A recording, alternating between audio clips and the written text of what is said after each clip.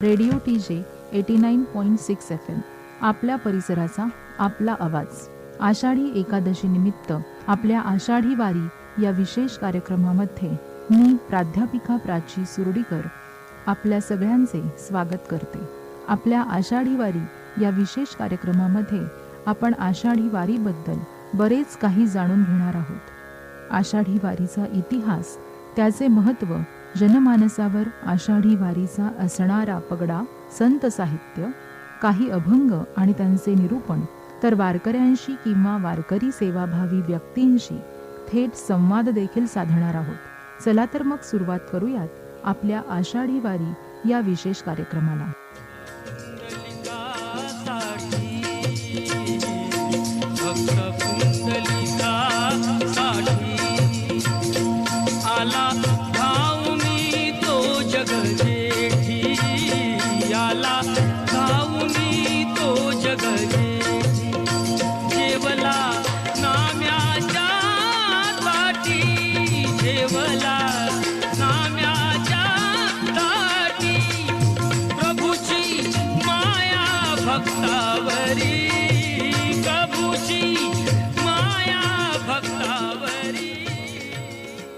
श्रोते हो, आज आहे 13 जुलै 2024. आषाढी वारीचा 16वा दिवस. काल माऊलींच्या पालखीचा मुक्काम माळशिरस येथे होता, तर जगद्गुरू संत तुकाराम महाराजांच्या पालखीचा मुक्काम अकलूज येथे होता. विठ्ठलाची पंढरी अगदी समीप आलेली आहे. पंढरीची वारी आहे माझे घरी, आणिक न करी तीर्थव्रत. पंढरीची वारी आहे माझे घरी, आणिक न करी तीर्थव्रत. व्रत एकादशी करीन उपवासी, गायीन अहिर्निशी मुखी नाम. नाम विठोबाचे घेईन मी वाचे, बीज कल्पांतीचे तुका म्हणे. कुल परंपरेने पंढरीची वारी करण्याचा संप्रदाय आमच्या घरी आहे, म्हणून मी अन्य कोणतेही तीर्थव्रत करत नाही.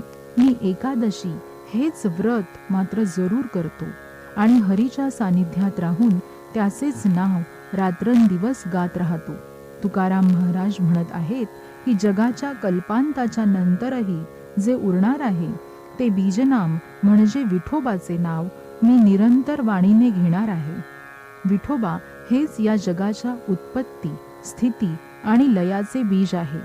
म्हणजेच विठोबा हे या विश्वाच्या चक्राचे कारण आहे. त्यामुळेच कल्पांतात या जगाचा लय झाला तरीही ते कारण उरून राहणार आहेत. असे पिढ्यानपिढ्या वारी करणारे वारकरी विठ्ठलाच्या समीप पोहोचत असल्यामुळे त्यांचा आनंद आणि उत्साह गगन भेदून राहिला आहे. या वारकऱ्यांकरिता ऐकूयात आपले पुढील गीत, वार वार वारकरी.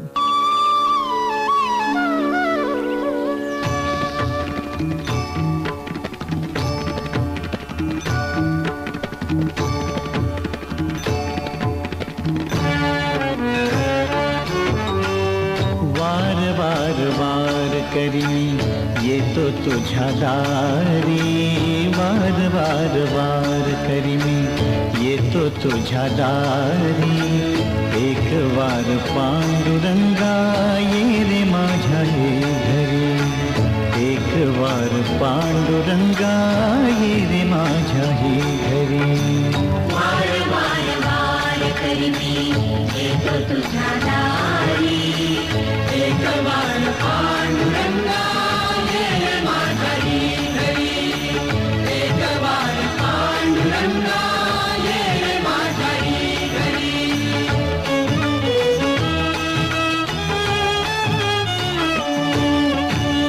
मीन गोरा कुंभार नाही नाम्यवानी थोर, जनी तुकोबाशी माझी कधी ना हो बरोबर. तुझ्या चरण स्पर्शाने घर व्हावे पंढरपूर, जसा विटेवरी उभा पुंडलिक हट्टावर. येता एक वार येथे जाशी ना तू माघारी, येता एक वार येथे जाशी ना तू माघारी. एक वार पांडुरंगा ये माझ्या घरी,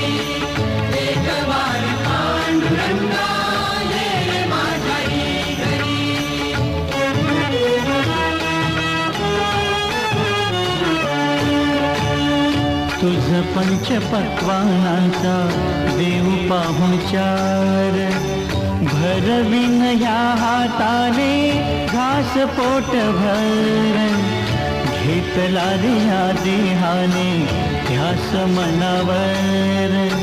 ह्याची देही ह्याची डोळा व्हावा चमत्कार. सेज तुझ्यासाठी देवा सजविली जेवारी.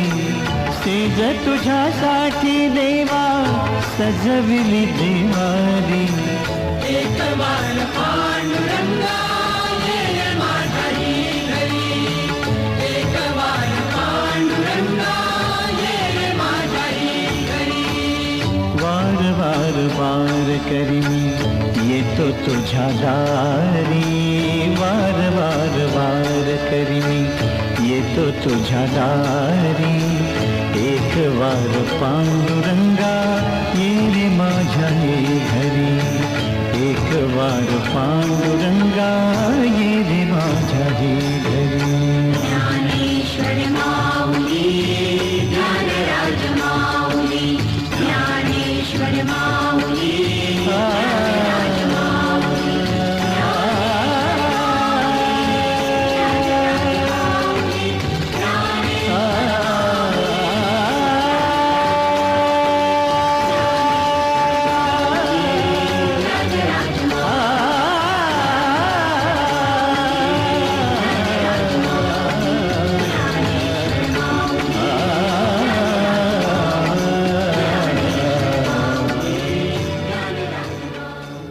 घेई घेई वाचे गोड नाम विठोबाचे. तुम्ही घ्या रे डोळे सुख, पहा विठोबाचे मुख. तुम्ही ऐका रे कान, माझ्या विठोबाचे गुण. मना तेथे धाव घेई, राहे विठोबाचे पायी. रूपी गुंतले लोचन, पायी स्थिरावले मन. देह भाव हरपला, तुझ पाहता विठ्ठला. तुका म्हणे जीवा, नको सांडू या केशवा. पंढरीकडे मार्गस्थ होणाऱ्या वारकऱ्यांच्या मनात फक्त विठ्ठलाला भेटण्याची ओढ आता आणखी तीव्र होऊ लागली आहे. तुकाराम महाराज आपल्या या अभंगामध्ये म्हणतात की माझ्या मुखातून फक्त विठोबाचे गोड नाव यावे. माझ्या डोळ्यांनी कायम श्री विठ्ठलाचे दर्शन घ्यावे. कानांनी केवळ आणि केवळ विठ्ठलाची प्रशंसा ऐकावी.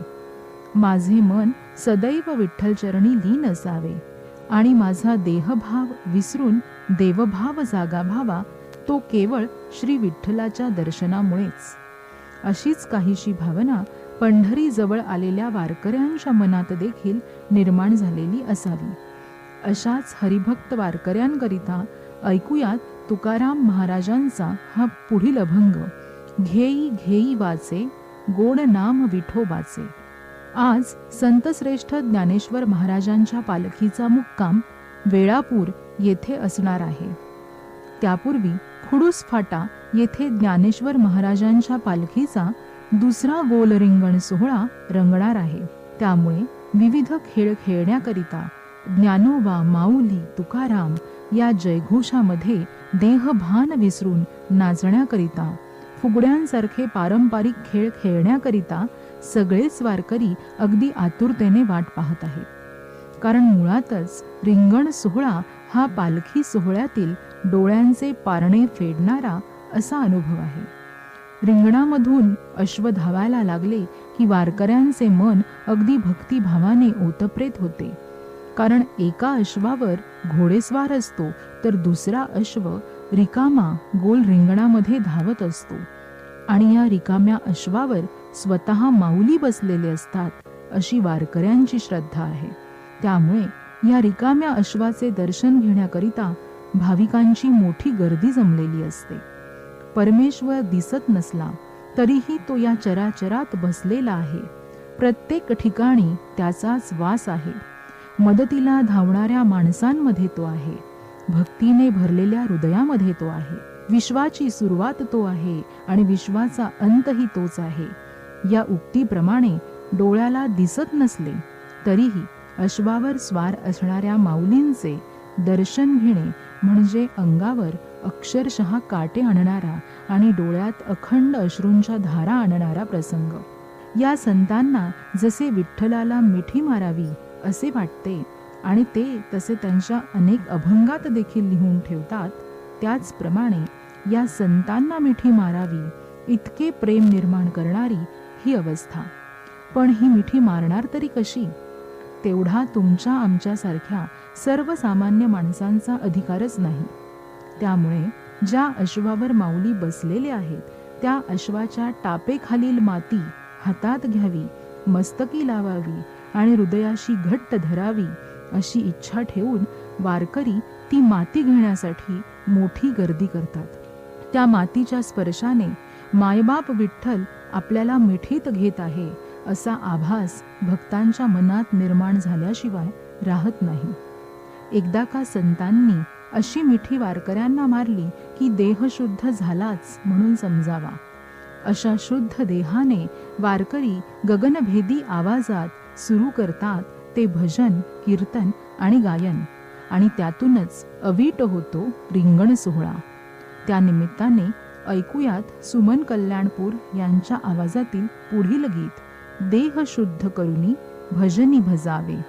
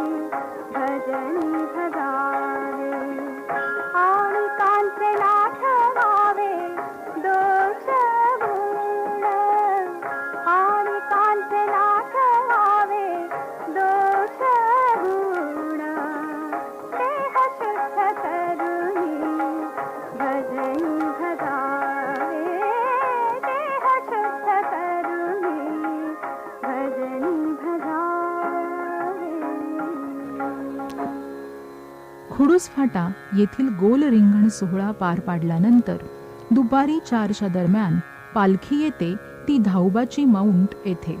या ठिकाणी पालखी मार्गावर तीव्र असा उतार आहे आणि येथेच माऊलींच्या पालखी सोहळ्यातील विशेष आकर्षण असणारा धावा साजरा केला जातो. मग हा धावा म्हणजे काय? पंढरपूर जवळ आल्याच्या आनंदात येथील उतारावरून वारकरी धावत सुटतात. येथे उताराजवळ आल्यावर दिंड्यांमध्ये सिंचन करता मूळ वृक्ष ओलावे सकळ हा अभंग होतो आणि या अभंगाचे शेवटचे चरण तुका म्हणे धावा धावा आहे पंढरी विसावा असे म्हणून झाले की येथून दिंडी धावायला सुरुवात करते. वृद्ध वारकरी सुद्धा कडेकडेने हळूहळू धावतात. चोपदार टप्प्याटप्प्याने एक एक दिंडी सोडतात, त्यामुळे लोकांना व्यवस्थित धावता येते.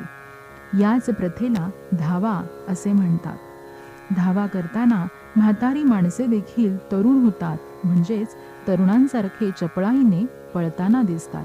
खुडूस फाटा येथील गोल रिंगण सोहळा पार पाडल्यानंतर, धावा पार पाडल्यानंतर माऊलींच्या पालखीचा आजचा मुक्काम वेळापूर येथे असणार आहे.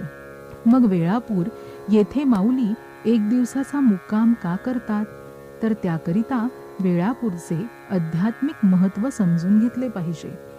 वेळापूर हे सोलापूर जिल्ह्यातील माळशिरस तालुक्यातील एक गाव आहे. येथून पंढरपूर साधारण 32 किलोमीटर अंतरावर आहे. येथील हरनारेश्वर महादेव मंदिर हे अर्धनारी नटेश्वराचे मंदिर आहे.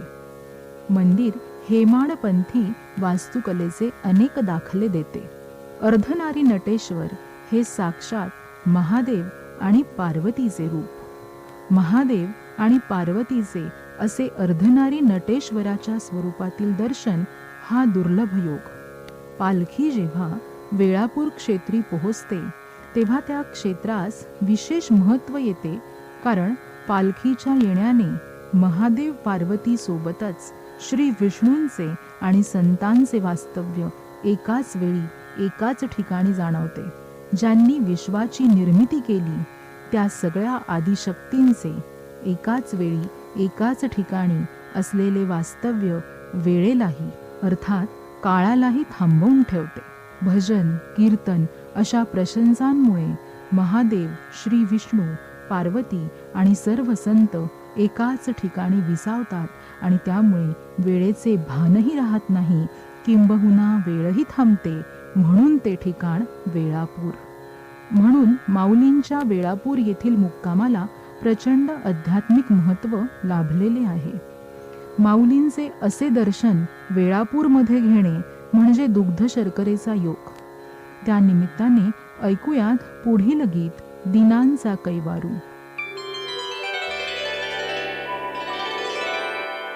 दिनांचा कैवारी दुःखिता सोयरा मुला माणसात माझ्या विठ्ठल साजेरा मुला माणसात माझ्या विठ्ठल साजेरा दिनांचा कैवारी दुःखिता सोयरा मुला माणसात माझ्या विठ्ठल साजेरा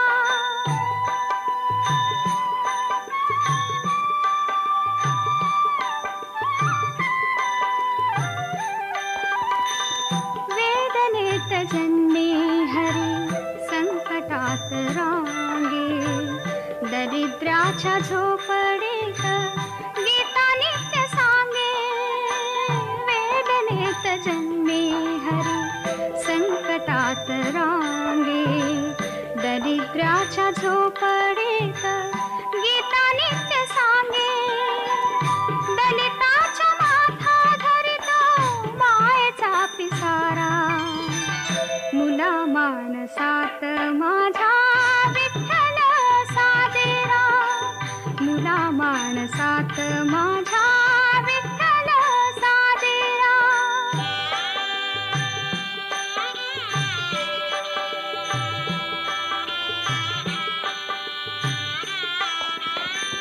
शेतातल्या चिखलामध्ये उभा रे श्रीरंग उभा रे श्रीरंग घाम साचला निढळी भिजे त्याचे अंग घाम साचला निढळी भिजे त्याचे अंग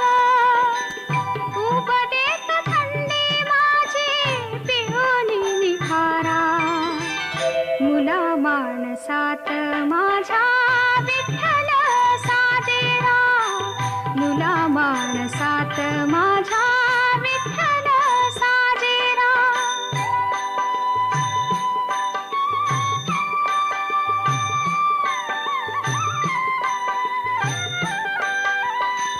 देव नाही राऊळात नाही त्याकार, देव आहे तुमचा आमचा मानवी आचार.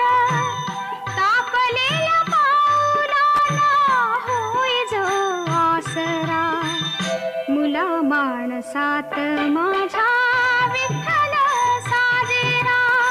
दिनांचा कैवारी दुःखेता सोयरा, मुला माणसात माझ्या विठ्ठल साजेरा, मुला माणसात माझ्या विठ्ठल साजेरा. त्याचप्रमाणे जगद्गुरू संत तुकाराम महाराजांच्या पालखीचा मुक्काम आज बोरगाव येथे होणार आहे. सकाळीच पालखी अकलूजकडून पुढे मार्गस्थ झालेली आहे. अकलूज नंतर पालखी माळीनगरमध्ये प्रवेश करते. या माळीनगरमध्येच पालखीचा पहिला उभा रिंगण सोहळा पार पाडला जातो. गोल रिंगणाप्रमाणेच उभ्या रिंगणात देखील पालखीच्या दोन्ही बाजूंनी दिंड्या उभ्या केलेल्या असतात. मध्ये रिकामा पट्टा सोडला जातो आणि या पट्ट्यांमधून वारकरी, विणेकरी, टाळकरी, पताकाधारी आणि त्यानंतर अश्व धावतात. संत बसलेले आहेत अशी धारणा असणाऱ्या अश्वाच्या टापेखालची माती घेण्याकरिता येथे देखील वारकरी मोठी गर्दी करतात आणि उत्साहात, आनंदात, भजने गात, खेळत उभा रिंगण सोहळा देखील पार पाडला जातो. त्यानिमित्ताने ऐकूयात पुढील भक्तिगीत देव माझा विठू सावळा.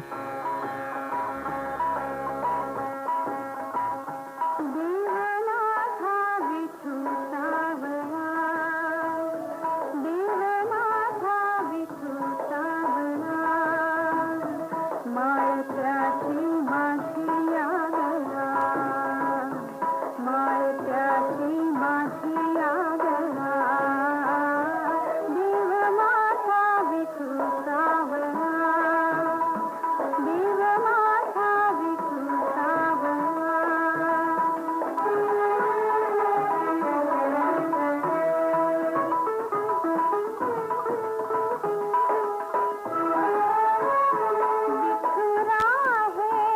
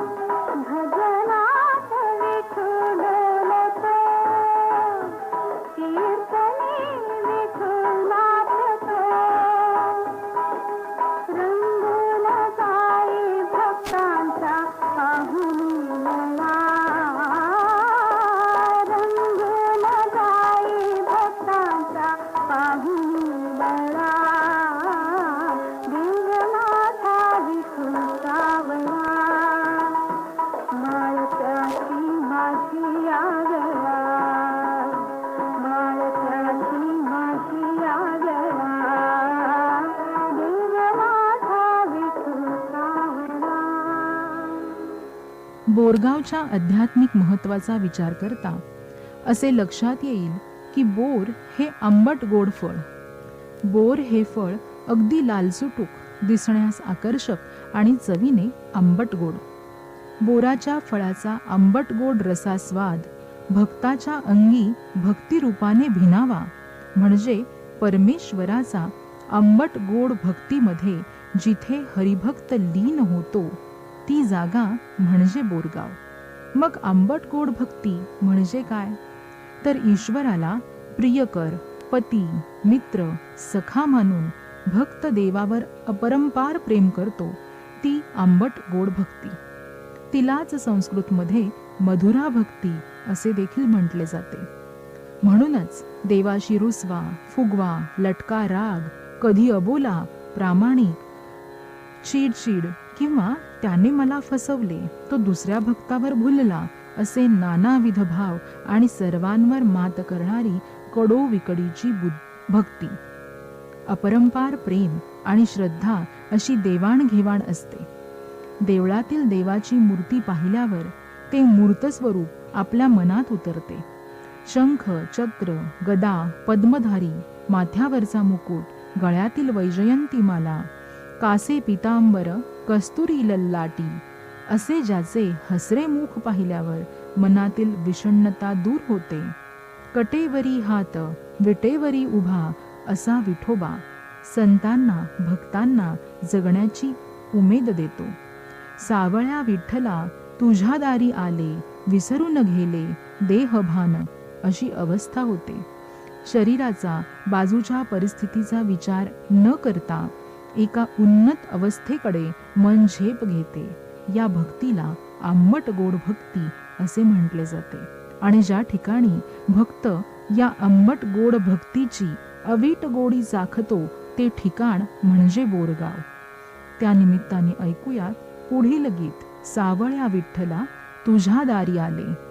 सावळ्या विठ्ठला तुझ्या दारी आले, सावळ्या विठ्ठला तुझ्या दारी आले, विसरून गेले देहभान, देहभान, विसरून गेले देहभान, सावळ्या विठ्ठला.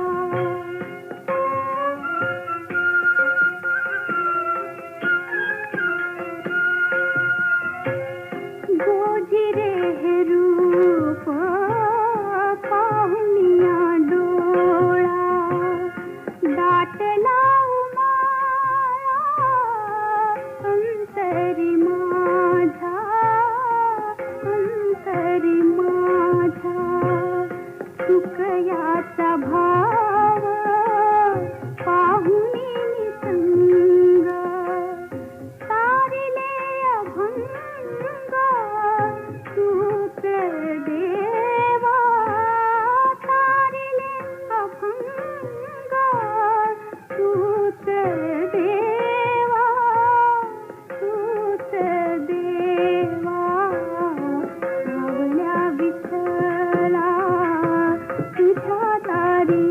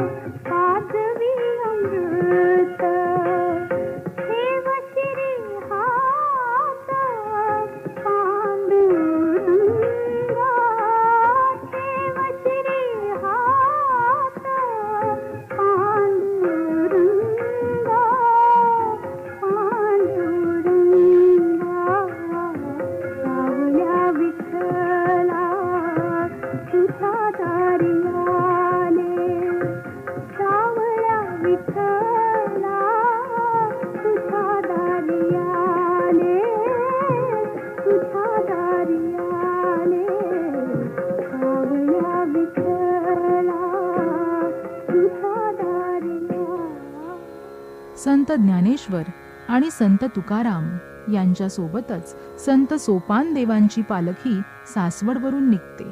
संत निवृत्तीनाथ महाराजांची पालखी त्र्यंबकेश्वरमधून निघते. संत मुक्ताबाईंची पालखी देखील मुक्ताईनगर येथून निघते. हे आपण मागच्या काही भागांमध्ये ऐकलेच आहे. त्याचप्रमाणे संत नामदेव महाराजांची सुद्धा पालखी दिंडी आषाढी वारीमध्ये सामील होते. संत नामदेव महाराजांची पालखी देखील पंढरपूरकडे मार्गस्थ झालेली आहे. संत शिरोमणी नामदेव महाराज यांची पालखी 26 जूनला हिंगोलीच्या म्हणजे त्यांच्या जन्मस्थळावरून नरसी नामदेव गावातून प्रस्थान करते. या पालखीमध्ये दरवर्षी हजारो वारकरी सहभागी होत असतात. ही पालखी 26 दिवसांमध्ये नरसी नामदेव ते पंढरपूरचा पायी प्रवास पूर्ण करत असते. या पालखी सोहळ्यामध्ये 4 रिंगण सोहळे पार पाडले जातात.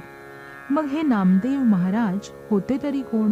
ज्ञानदेवे रचिला पाया, उभारिले देवालया, नामा तयाचा किंकर, तेणे केला विस्तार. या ओव्यांमध्ये लिहिलेला नामा तयाचा किंकर म्हणजेच संत नामदेव. वारकरी संप्रदाय म्हटलं की कीर्तन, प्रवचन, भजन अशा गोष्टींमध्ये मग्न असणारे हरिभक्त नजरेसमोर येतात. पण हे जे कीर्तन, संकीर्तन केले जाते त्या कीर्तन पद्धतीचे खरे जनक संत नामदेव महाराज होते. संत नामदेवांनी वारकरी संप्रदायाची स्वतःची अशी कीर्तन पद्धती निर्माण केली. संप्रदायाचा प्रसार पंजाबपर्यंत केला. याशिवाय विविध संतांची चरित्रे, स्वतःचे चरित्र आणि आत्मचरित्र लिहून एक प्रकारचे डॉक्युमेंटेशन केले. भक्त शिरोमणी संत नामदेव हे संत ज्ञानेश्वरांच्या कालखंडात होऊन गेले.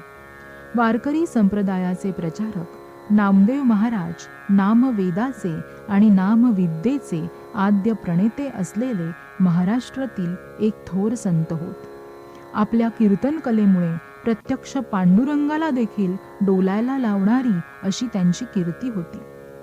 संत नामदेव प्रत्यक्ष श्री विठ्ठलाच्या निकटवर्ती असलेला असा सखा होता असे मानले जाते. संत नामदेव हे वारकरी संप्रदायाचे महान प्रचारक असून भारतभर त्यांनी त्याबाबतीत भावनिक एकात्मता साधली. भागवत धर्माची पताका पंजाबपर्यंत घेऊन जाण्याचे कार्य त्यांनी स्वकर्तृत्वाने केले. नामदेव अगदी लहानपणापासूनच प्रल्हादासारखे होते. ते विठ्ठलाचे महान भक्त होते. वयाच्या 2ऱ्या वर्षी जेव्हा त्यांनी बोलण्यास सुरुवात केली तेव्हा दररोज त्यांची आई गुणाबाई त्यांना देवतांच्या पूजेसाठी विठोबाच्या मंदिरात घेऊन जायच्या. तेव्हा नामदेव अतिशय आनंदी होत असत. त्याची पुढील पायरी म्हणजे जेव्हा वयाच्या 7व्या वर्षी त्यांना झांजाची जोडी मिळाली आणि नृत्य, गाणे, भजन गाण्यात वेळ घालवून त्यांनी त्या झांजाच्या जोडीचे सार्थक केले.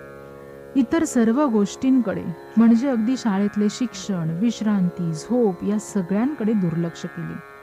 विठोबाबद्दलची भक्ती इतकी निर्दोष आणि प्रामाणिक होती की कधी कधी ते स्वतःला विठ्ठलाचा सर्वात प्रिय भाऊ म्हणून मानत असत.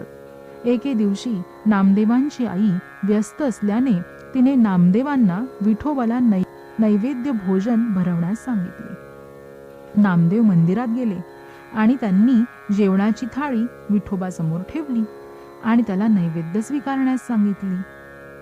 पण देवळातील विठोबाची दगडी मूर्ती कुठे येऊन हा नैवेद्य खाणार? विठोबाने नामदेवांची मागणी मान्य न केल्यामुळे नामदेव रडू लागले. त्यांना वाटत होते की विठ्ठलाने यावे आणि अगदी माणसांप्रमाणेच ताटातील भोजन माझ्या समोर बसून खावे. विठ्ठलाच्या पायावर नामदेव रडत रडतच डोके आपटू लागले. जोपर्यंत श्री विठ्ठल स्वतः येत नाहीत आणि नैवेद्य खात नाहीत तोपर्यंत ते विठ्ठल चरणी डोके आपटतच राहिले. तेव्हा विठोबाने प्रत्यक्ष मानवी रूप धारण केले आणि कृतज्ञतेने त्या नामदेवांनी दिलेले अर्पण स्वीकारले. नामदेवांनी स्वतःच्या हातांनी विठोबांना भोजन भरविले. नामदेवांच्या आईला देखील आश्चर्य वाटले, जेव्हा तिचा मुलगा रिकामे ताट घेऊन मोठ्या आनंदाने परत आला आणि त्याने तिला सांगितले की विठोबाने नैवेद्य स्वीकारला आणि स्वतः माझ्या हातून खाल्ला. परमेश्वराने खरोखरच त्यांचा नैवेद्य स्वीकारल्याचे पाहून आईला समाधान वाटले. तिचा नामदेवावरील आनंद आणि अभिमान अमर्याद होता. ती अशा महान भक्ताची आई आहे याबद्दल तिला परमेश्वराची कृतज्ञता वाटली. नामदेवांनी सुरुवातीपासूनच ऐहिक गोष्टींमध्ये फारसा रस दाखवला नाही. दिवस आणि रात्र विठोबाच्या भक्तीत घालवणे हेच त्यांचे एकमेव हित होते. त्यांचे आईवडील म्हातारे झाले, कौटुंबिक भरभराट होत चालली होती, म्हणून त्यांची प्रिय इच्छा होती की नामदेवांनी आपल्या भक्तीसाठी वाजवी मोकळा वेळ न घालवून कुटुंब सुखसोयी राखण्यास मदत करावी. म्हणून नामदेवांना काही दिवस कपड्यांचे तुकडे विकण्याकरिता बाजाराकडे पाठविण्यात आले. पण नामदेव व्यापाऱ्याच्या युक्तीने निष्पाप होते. त्यांच्यासाठी किंमत, पैसे याचे मूल्य अगदी अज्ञात होते. ते कपड्यांसह बाजारात गेले, कारण त्यांच्या वडिलांनी त्यांना तसे करण्यास भाग पाडले. तेथे एका दगडावर ते भजन करीत बसले आणि विसरूनच गेले की आपण येथे कपडे विकायला आलेलो आहोत. काही तासांनंतर सूर्य मावळला आणि संध्याकाळच्या भक्ती प्रदर्शनासाठी मंदिराकडे जाण्याची वेळ आली. त्यानंतर त्यांना आठवले की त्यांनी कपडे विकलेच नाहीत आणि आता आपले वडील रागे भरतील. ते मंदिरात जाण्यासाठी मात्र अधीर होते. म्हणून त्यांनी काय केले तर त्यांनी सर्व कपडे ज्या दगडावर बसले होते त्याला विकून टाकले. म्हणजे त्यांनी ते कपडे त्या दगडावर ठेवले आणि पैसे दुसऱ्या दिवशी घेऊन जातो असे म्हणाले. हे पैसे दुसऱ्या दिवशी देण्यासाठी दगडाचा साक्षीदार म्हणून आणखीन एक दगड नेमला आणि ते मंदिरात निघून गेले. आपल्या मुलाचे हे धाडस ऐकून नामदेवांच्या वडिलांचा राग अनावर झाला आणि त्यांनी पैशाची हमी असलेला दगड आणण्यास सांगितले. दुसऱ्या दिवशी नामदेव बाजाराकडे परत गेले, तेव्हा त्यांना आढळले की कपडे रात्रीच्या वेळी गायब झालेले होते आणि त्यांनी तो दुसरा दगड घरी नेला, कारण त्या दगडाने पैसे देण्यास नकार दिला होता. त्यानंतर ते मंदिरात गेले. त्यांनी विठोबाला सगळे काही सांगितले, त्यांच्या अडचणी देखील सांगितल्या. जेव्हा नामदेवांच्या वडिलांनी त्यांना पैशाची हमी असलेला धोंडा दाखवायला सांगितले, तेव्हा नामदेव यांनी उत्तर दिले की धोंड्याने पैसे देण्यास विरोध केला, म्हणून धोंड्याला घराच्या खोलीत बंद करून ठेवलेले आहे आणि असे सांगून ते हळूच मंदिरात पळून गेले. जेव्हा वडिलांनी पैशाची मागणी करण्याकरिता खोली उघडली, तेव्हा त्यांना आश्चर्य वाटले की तिथे सोन्याचा ढीग होता. वडिलांना खूप आनंद झाला, पण नामदेव या बाबत अगदीच उदासीन होते. नंतर त्यांना वाचवल्याबद्दल त्यांनी देवाची स्तुती केली, विठ्ठलाचे आभार मानले. असेच एकदा संत नामदेव भोजनास बसलेले असताना कुत्र्याने त्यांची चपाती पळवली. त्याला ती कोरडी खायला लागू नये म्हणून संत नामदेव महाराज देखील तुपाची वाटी घेऊन त्या कुत्र्यामागे धावू लागले आणि त्या कुत्र्याला चपातीसह तूप सुद्धा खाऊ घातले. एकदा महाशिवरात्रीच्या निमित्ताने संत नामदेव औंढा येथे नागनाथाच्या दर्शनासाठी गेलेले असताना मंदिरात भजन आणि कीर्तन करायचे नाही असे पुजाऱ्यांनी विनवले. त्यांच्या विनंतीस मान ठेवून नामदेव मंदिराच्या मागील बाजूस बसून दर्शनासाठी नागनाथाची आळवणी करू लागले. नामदेवाची भक्ती बघून त्यांना दर्शन देण्यासाठी देवाने पूर्वाभिमुख असलेले मंदिर फिरवून पश्चिमाभिमुख केले आणि ते आजता गायत तसेच आहे. नामदेवांना फक्त एकच आवड होती, ती म्हणजे विठोबाची भक्ती. ते विठोबासमोर तासनतास बसून त्यांच्याशी बोलत असत, त्यांच्याशी आध्यात्मिक गोष्टींबद्दल चर्चा करीत असत, भजन करीत असत. नामदेवांसाठी विठोबाच प्रत्येक गोष्टीची सुरुवात आणि अंत होता. नामदेवांनी मराठीत विपुल अभंग रचना केलेल्या आहेत. त्यांच्या अभंगांच्या 5 छापील गाथा आज उपलब्ध आहेत. त्यातील अभंगांची संख्या सुमारे 2500 इतकी आहे. अभंगांचे आत्मचरित्रपर अभंग, ज्ञानेश्वर चरित्रपर अभंग आणि पारमार्थिक आत्मनिवेदनपर अभंग असे प्रकार पडतात. मराठीप्रमाणेच नामदेवांनी हिंदी भाषेत देखील अभंग रचना केली आहे. त्यांची सुमारे 125 हिंदी अभंग उपलब्ध आहेत. त्यापैकी 61 पदे शिखांच्या ग्रंथ साहिब या पवित्र ग्रंथात अंतर्भूत करण्यात आलेली असून ती नामदेवजी की मुखबानी या नावाने ओळखली जातात. ईश्वराला अनन्य भावानं शरण जाणं ही नामदेवांच्या कवित्वामागील प्रमुख प्रेरणा होती. विठ्ठल आवडी प्रेम भावे, आधी रचली पंढरी, मग वैकुंठ नगरी, असं नामदेव अभिमानाने सांगतात. अमृताहुनी गोड नाम तुझे देवा असे म्हणत पंढरीचा महिमा देखील पटवून देतात. देह जावो अथवा राहो माझे तीर्थ पंढरी, अशा कितीतरी अभंगांतून नामदेवांचा विठ्ठलविषयीचा श्रद्धाभाव व्यक्त झालेला आहे. नामदेवांनी विठ्ठलाविषयी ज्या उत्कटतेने रचना लिहिल्या त्याच उत्कटतेने अनेक संतांचं वर्णन देखील त्यांच्या काव्यात केलं आहे. साधी पण भावोत्कट अभिव्यक्ती हे नामदेवांच्या काव्यरचनेचे वैशिष्ट्य आहे. त्यांच्या उत्कट ईश्वर भक्तीचा अत्यंत विलोभनीय असा आविष्कार त्यांनी लिहिलेल्या कवितांमध्ये अभंगांमध्ये जाणवतो. आयुष्याच्या राशीस काळाचे माप लागलेले असून हा देह क्षणाक्षणाला काळाच्या हाती जात आहे हे ओळखून देह असतानाच हरिभक्ती करा आणि अंतीचा लाभ आधीच साधून घ्या, हे त्यांच्या पारमार्थिक शिकवणुकीचे सार आहे. नामदेवांनी ज्ञानेश्वर, सावतामाळी, चोखामेळा इत्यादी संतांसमवेत तीर्थयात्रा केल्या. ज्ञानदेवांनी जेव्हा आळंदी येथे संजीवन समाधी घेतली तेव्हा देखील नामदेव तेथे उपस्थित होते. त्यानंतर नामदेवांनी परत एकदा तीर्थयात्रेसाठी प्रस्थान केले. त्यावेळी त्यांनी थेट उत्तर भारतापर्यंत मजल मारली. त्या ठिकाणी भागवत धर्माचा प्रसार करण्याचे बहुमोल कार्य त्यांनी केले. त्यांच्या याच कार्याचे कौतुक करताना बहिणाबाई म्हणतात, ज्ञानदेवे रचिला पाया, उभारिले देवालया, नामातयाचा किंकर, तेणे केला विस्तार. नामदेव महाराजांनी अनेक भाषा आत्मसात केल्या. पंजाबात त्यांचे सुमारे 20 वर्ष वास्तव्य होते. नामदेव हे दीर्घायुषी ठरले. वयाच्या 81व्या वर्षी म्हणजेच शके 1272 मध्ये म्हणजेच इसवी सन 3 जुलै 1350 रोजी त्यांनी पंढरपूर येथे देह ठेवला. त्यानिमित्ताने ऐकूयात संत नामदेव यांनी लिहिलेला अभंग अमृताहुनी गोड नाम तुझे देवा. अमृताहुनी गोड नाम तुझे देवा, नाम तुझे देवा. अमृताहुनी गोड नाम तुझे देवा, नाम तुझे देवा. मन माझे केशवा, मन माझे केशवा.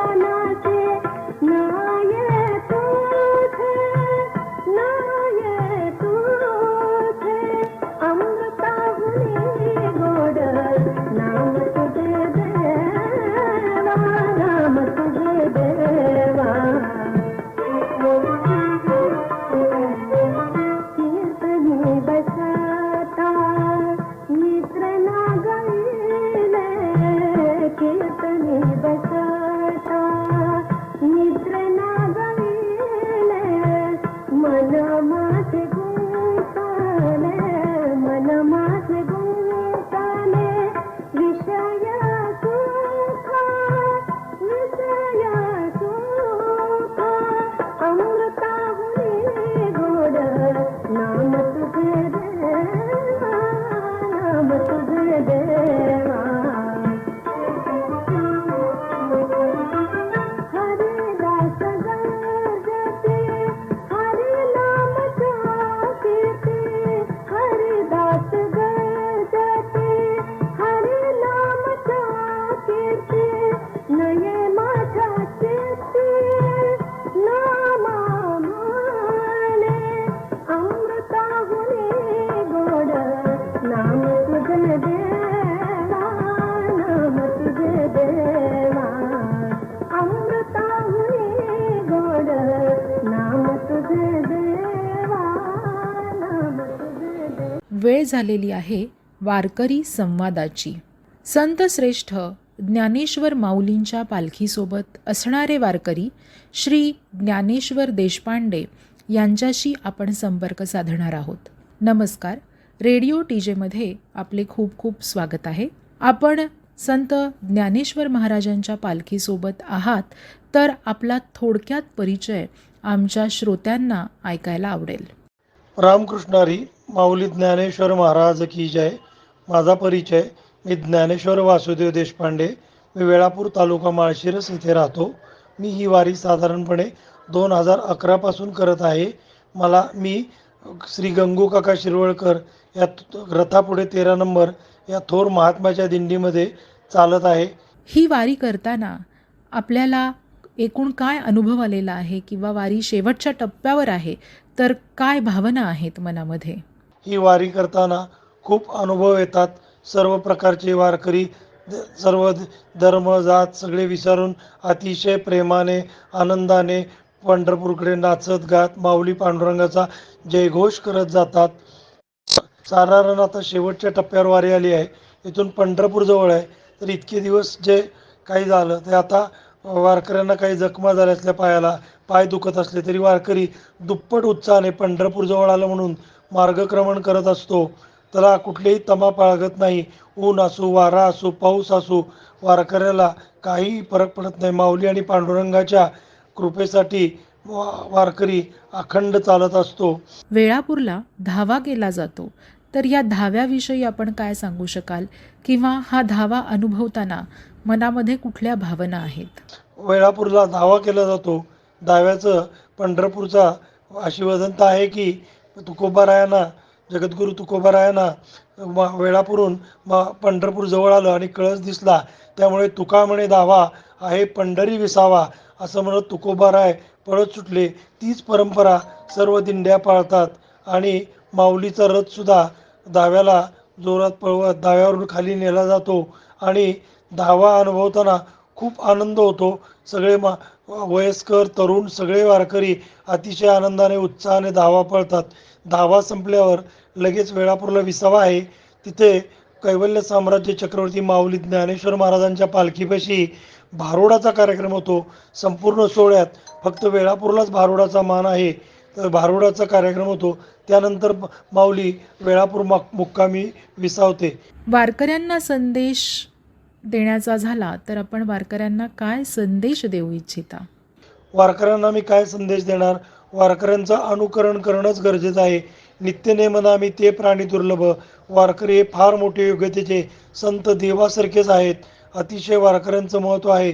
वारकऱ्याला संदेश देण्यापेक्षा त्यांचं अनुकरण जर जन्मोजन्मी झालं तरच खूप धन्यता वाटेल. असं वारकऱ्यांच्या चरणी मस्तके पायावरी वारकरी संतांच्या एवढंच मी म्हणेन. खूप छान. आपला कोणता अभंग किंवा विठ्ठल भक्तिगीत आपल्याला रेडिओ टीजेवरून ऐकायला आवडेल? मला अवघा रंग एक झाला रंगी रंगला श्रीरंग हे रेडिओ टीजेवरून मला अभंग ऐकायला मिळेल. अवघा रंग एक झाला रंगी रंगला श्रीरंग. अवघा रंग एक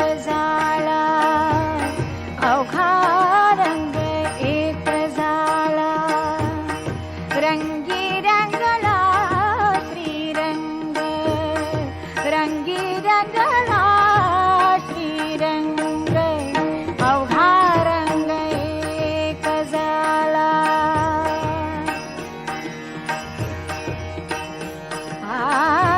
मी तू पण गेले वाया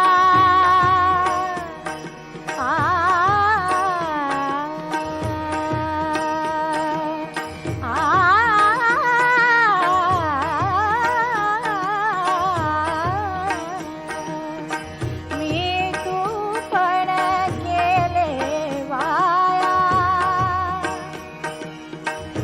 पाहता पंढरीच्या राया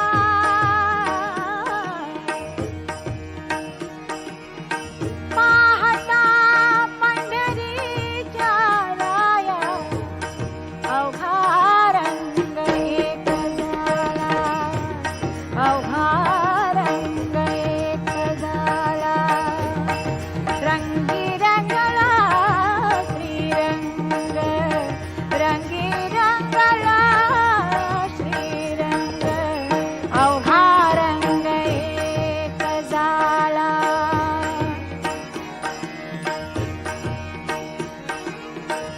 नाही भेदाचे ते काम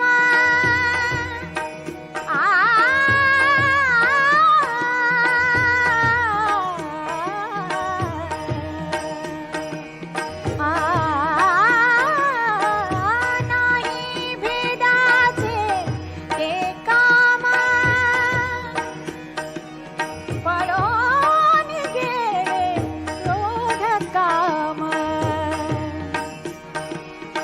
पळून गेले क्रोध काम अवघा रंग एक झाला अवघा रंग एक झाला रंगी रंगला श्रीरंग रंगी रंगला श्रीरंग अवघा रंग एक झाला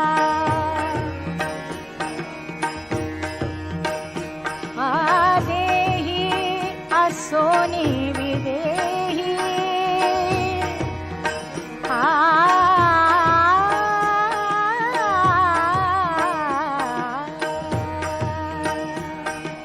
देही असोनी विदेही सदा समाधिस्थ पायी सदा समाधिस्थ पायी अवघा रंग एक झाला अवघा रंग एक झाला रंगी रंगला श्रीरंग रंगी रंगला श्रीरंग अवघा रंग एक झाला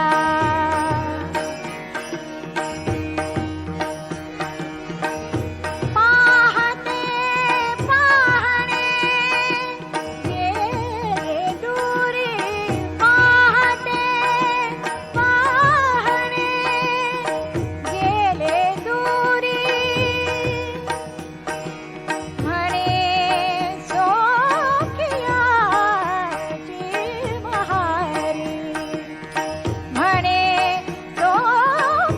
सोकियाची महारी अवघा रंग एक झाला अवघा रंग एक झाला रंगी रंगला श्रीरंग रंगी रंगला श्रीरंग अवघा रंग एक झाला अवघा रंग एक झाला रंगी रंगला श्रीरंग रंगी रंगला श्रीरंग अवघा रंग एक झाला.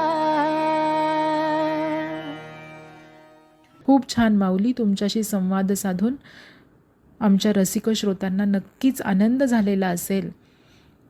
आणि आपल्याला पुढील आषाढी वारीकरिता खूप खूप शुभेच्छा. धन्यवाद.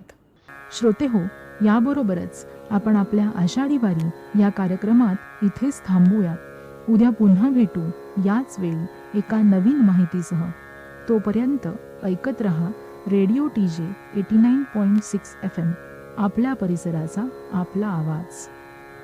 अमृताची गोडी तुझ्या भजनात, अमृताची गोडी तुझ्या भजनात, अमृताची गोडी गोडी तुझ्या भजनात. मनाचा विचार सुखी जीवनात, मनाचा विचार सुखी जीवनात. अमृताची गोडी तुझ्या भजनात.